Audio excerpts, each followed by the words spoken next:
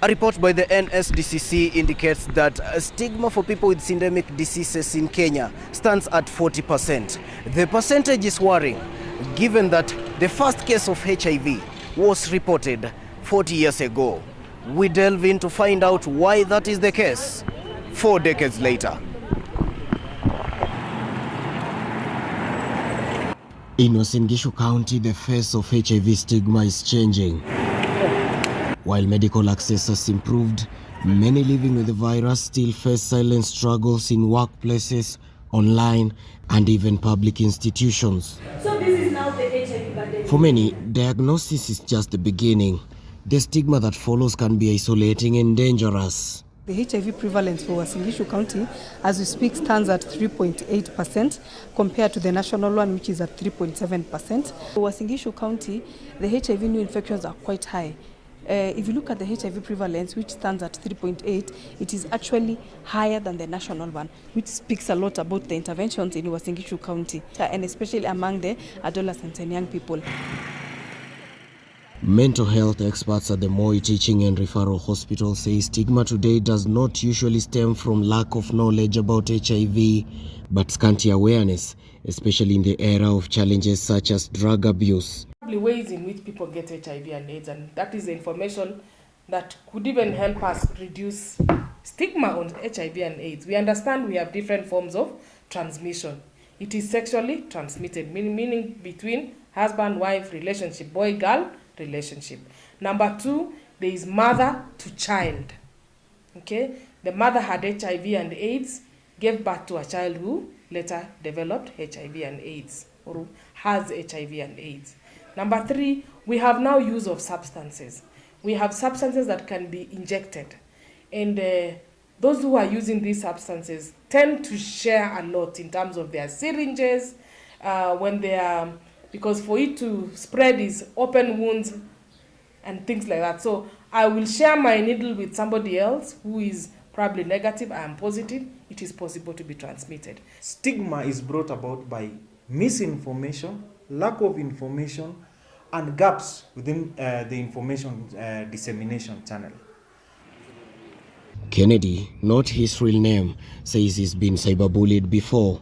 However, he says that wasn't enough.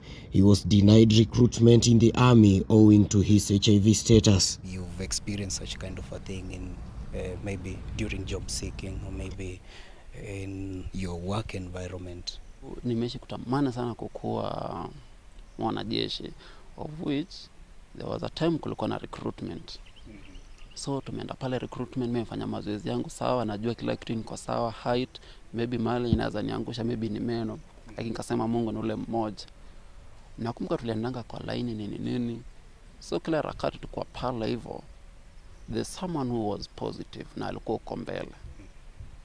So the soldier alisema, aliongea rudely, aliongea tu vibaya. Akisema unakuja huko sijui kufia huko, alafu aliongea tu vibaya, can't recall, but aliongea vibaya about it. Na mimi niko pale najua pia mimi ni victim. Ili nishushia bana. Nilisikia tu nimerudi chini, nikafeel tu vibaya because nilijua siwezi wini kitu. Si fit because ukiangalia kama hizi nchi zenye zimedevelop, they wanaajiri watu wote regardless kama uko positive or not positive, taajiri watu. Despite anti-discrimination laws, Kennedy's story reflects a persistent gap in enforcement and growing fear among youth living with HIV. Have you experienced trolls on social media or maybe any form of stigmatization online? Ni mse napenda kusaidia wase, ni mse upenda kushare more information about HIV. And I once shared a post in our WhatsApp group, but comments na reactions zilikuja pale hazikuwa rahisi. But because I know what I'm doing and I'm courageous, nilielezea tu. But the more najaribu kuelezea, the more pia wale wanakuwa stiff, naona. So it's not easy. So even I'm trying to imagine if it is someone who is not strong enough, amepost something like that, alafu amekuwa troll hivyo. Your troll inaweza lead to this person arudi kwa ile life yake ya kitambo, unaona, ile maybe denial, tena unaanza kuwa na hizo vitu kama hizo suicidal thoughts. At times you find that someone is going for an interview, going outside the country for education purpose or for jobs. They do a screen on you, they find you're HIV positive, you're denied the opportunity. That they test people for HIV just to eliminate them from the criteria they need to have. Let them come up with laws, with regulations about this HIV. With this, they'll be able to guard these people who are going there, and understanding the importance of what people are going to do is what is the most important thing. Support groups offer hope, but experts say stigma might rise again due to recent halt in donor funding for free HIV medication. I think over the years we have been over-reliant on donor funding.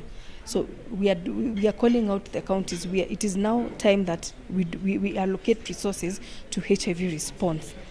And according to the Kenya AIDS Strategic Framework 2, one of the key objectives of that document, of that strategic framework, is increase of domestic financing to 50%. So that is what we are enhancing right now. We are working with the counties so that we can see how best we can increase the domestic financing towards HIV response. As stigma evolves, so must the response, not just in clinics, but in classrooms, boardrooms, and yes, online. And in a country where progress meets prejudice, the battle against HIV stigma now enters a next frontier, the mind. Jod Misati, Hubs Media. Even you in your